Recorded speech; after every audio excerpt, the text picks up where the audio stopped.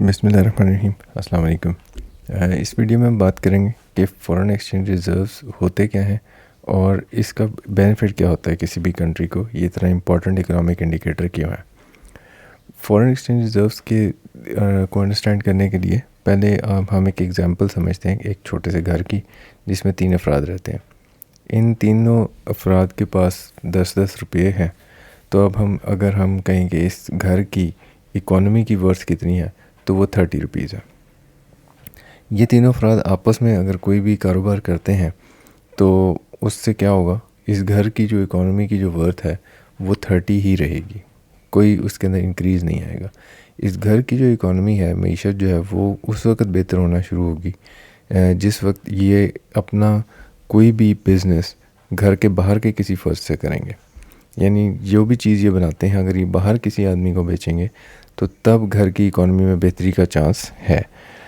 گھر کے اندر ہی تجارت کرتے رہنے سے صرف ایک فرق پڑے گا، وہ یہ کہ ان تینوں افراد میں سے کوئی ایک بندہ امیر ہو جائے گا اور کسی at the cost of the other person.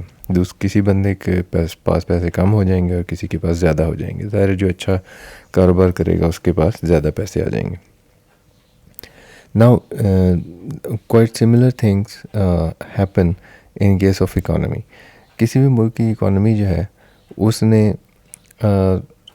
یہ پاسبل نہیں ہے کسی بھی ملک کے لیے کہ وہ آئسولیٹ ہو کے رہے دنیا سے. آپ کو کوئی نہ کوئی چیز امپورٹ کرنی پڑتی ہے اور دنیا کو کوئی نہ کوئی چیز آپ سے خریدنی ہی پڑتی ہے. اگر آپ ایسے لکی ممالک میں شامل ہیں کہ جن کے پاس کوئی نیچرل ریسورسز ایسے ہیں جو کہ ہر اکانومی کے لیے بنیادی ضرورت ہیں جیسے کہ آئل اینڈ گیس، تو پھر ایسی صورت میں آپ دنیا کی مجبوری ہوتے ہیں. ناؤ اب چونکہ آپ کو دنیا سے کچھ نہ کچھ خریدنا ہی پڑے گا اور دنیا نے آپ کو آپ سے کچھ نہ کچھ خریدنا ہی ہے، تو اس کا مطلب یہ کہ دنیا کے ساتھ اب کسی ایک ملک کو ایزیوم کر لیں کہ وہ ایک گھر کو جیسے بھی ہم نے ایزیوم کیا تھا، اسی طرح ایک اکانومی ہے جو کہ دنیا میں ایگزسٹ کرتی ہے. نا یہ جو اکانومی ہے اس نے اگر دنیا سے کوئی بھی چیز خریدنی ہے تو اس کو وہ والا کرنسی چاہیے ہے جو ساری دنیا میں ایکسیپٹیبل ہو. کسی دور میں وہ گولڈ ہوا کرتا تھا، لیکن اس کے بعد کچھ عرصہ کے بعد کچھ ایونٹس ایسے ہوئے کہ دنیا کی جو وہیکل کرنسی تھی، یعنی جس کرنسی میں ساری دنیا ایکسیپٹ کرے گی کسی دوسرے ملک کے ساتھ تجارت، تو وہ US ڈالر ہے. تو اب اگر آپ نے کوئی بھی چیز باہر سے خریدنی ہے تو آپ کو US ڈالر چاہیے ہے، اور اگر کسی بھی ملک نے آپ سے کوئی چیز خریدنی ہے تو وہ آپ کو US ڈالرز پے کرے گا. نہ یہ جو US ڈالرز ہیں یہ ڈیفینیٹلی آپ خود بنا نہیں سکتے، یہ آپ کا سینٹرل بینک نہیں بنا سکتا. تو یہ جو آپ چھوٹا سا گھر ہے، یہ جو اکانومی ہے، اس کو US ڈالرز چاہیے ہیں تاکہ یہ کوئی بھی سامان باہر سے خرید سکے. اب اگر یہی اکانومی اپنے ملک سے سے پاکستان کی ہی اگر ہم بات کر لیں، اگر پاکستان دنیا سے زیادہ سامان خریدتا ہے اور کم سامان بیچتا ہے تو ڈیفینیٹلی اس کو at the end of any particular time اس کو US ڈالرز چاہیے ہوں گے. اس کو US ڈالرز چاہیے ہوں گے اپنا وہ امپورٹ بل پے کرنے کے لیے. سو آپ جتنا بھی سامان خرید رہے ہیں اس کو ہم اکنامکس کی ٹرمز میں کہتے ہیں کہ یہ آپ کا امپورٹ بل ہے. تو اب وہ آئل کی امپورٹ ہوگی، وہ گیس کی امپورٹ ہوگی، وہ کوئی ٹیکنالوجی آئٹمس ہیں جو آپ امپورٹ کر رہے ہیں، وہ آٹوموبیلس ہیں، دا لسٹ کین گو آن.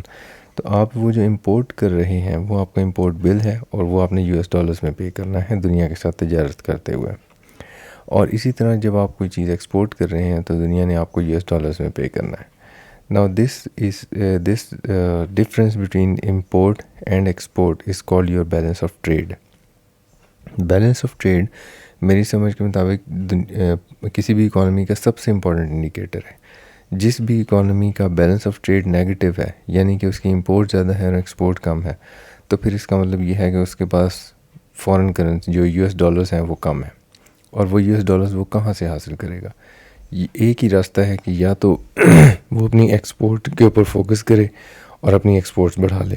لیکن اگر وہ اپنی ایکسپورٹس کو نہیں بڑھا سکتا ہے تو پھر وہ کیا کرے گا؟ پھر وہ کسی ڈونر سے US ڈالرز مانگے گا کہ مجھے آپ US ڈالرز دیں تاکہ میں اپنا یہ امپورٹ بل ادا کر سکوں. So any country which is having a negative balance of trade, وہ that ends up going to IMF اور ورلڈ بینک کہ جناب آپ مجھے US ڈالرز دیں تاکہ میں اپنا امپورٹ بل ادا کر سکوں. اور اس جو ڈیٹ ٹریپ ہے جو کہ IMF یا ورلڈ بینک کے پاس جانے سے آپ جس میں پھنس جاتے ہیں, اس سے نکلنے کا بھی ایک ہی راستہ ہے.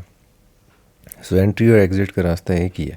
ایگزٹ کا راستہ بھی یہی ہے کہ آپ اپنی ایکسپورٹ بڑھائیں گے. اگر آپ کا ملک اپنی ایکسپورٹس نہیں بڑھا رہا تو اس کا مطلب یہ ہے کہ آپ کے پاس US ڈالرز کم ہے, آپ کے پاس وہ کرنسی کم ہے جس میں ساری دنیا تجارت کرتی ہے.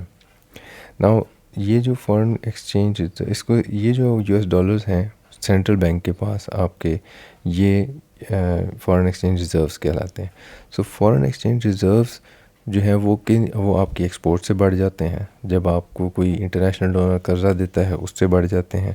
جب آپ کو اوورسیز پاکستانی ریمیٹنس بھیجتا ہے, پاکستان میں پیسہ بھیجتا ہے, تو آپ کے پاس US ڈالرز بڑھ جاتے ہیں نا. کویسچن یہ آ سکتا ہے کہ یہ سارے پیسے تو اگر فرض کریں میرے بھائی نے مجھے باہر سے بھیجے US ڈالرز, تو وہ تو پیسے تو میرے پاس آئے ہیں, بینک سینٹرل بینک کا ریزرو کیسے بڑھ گیا؟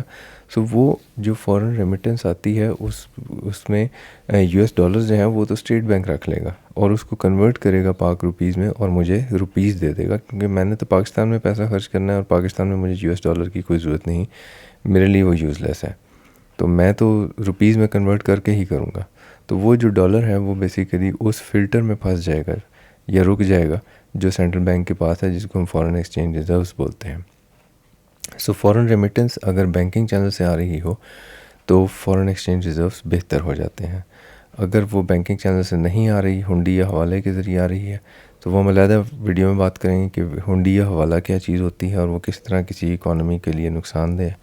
سو وہ جو آپ ریمیٹنسز بھیجتے ہیں بینکنگ چینل سے وہ فارن ایکسچینج ریزرو کو بڑھاتے ہیں, اور وہ فارن ایکسچینج ریزرو جو ہے وہ پھر کوئی بھی ملک استعمال کر سکتا ہے اپنے امپورٹ بل کی ادائیگی کے لیے, یا ایون کہ اگر اس نے لون واپس کرنا ہے, لون کی انسٹالمنٹ واپس کرنی ہے IMF کو, تو بھی US ڈالرز میں ہی کرنی ہوگی.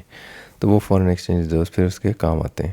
اگر فارن ایکسچینج ریزرو جب بھی کسی ملک کے ذمہ کوئی واجب الادا رقم ہے اور وہ US ڈالرز ارینج نہیں کر سکتا, تو پھر اس صورت میں ہم کہیں گے کہ یہ ملک خدا نخواستہ ڈیفالٹ کر گیا ہے, اس کے پاس US ڈالرز نہیں ہیں, نہ یہ کہیں سے قرضہ لے سکا, نہ یہ کہیں سے کوئی ایکسپورٹ کر کے کما سکا. سو کسی بھی اکانومی نے مستقبل میں گرو کرنا ہے یا نہیں کرنا, اس نے کچھ اچیو کرنا ہے یا نہیں کرنا, اس کا ایک بہت بڑا اندازہ آپ کو اس کے بیلنس آف ٹریڈ کے ٹرینڈ سے لگایا جا سکتا ہے.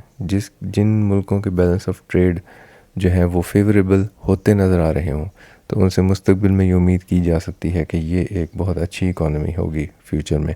لیکن اگر کسی بھی ملک کی اکانومی کے ٹرینڈز میں بیلنس آف ٹریڈ کے ٹرینڈ میں ڈکلائن دکھائی دے رہا ہو, تو وہ کبھی بھی جتنا بھی آپ اس کو فائنینشیل ٹیکنیکس استعمال کر لیں, it will end up in a default. So this was short discussion on foreign exchange reserves and its importance. Till my next video, take care. Allah Hafiz.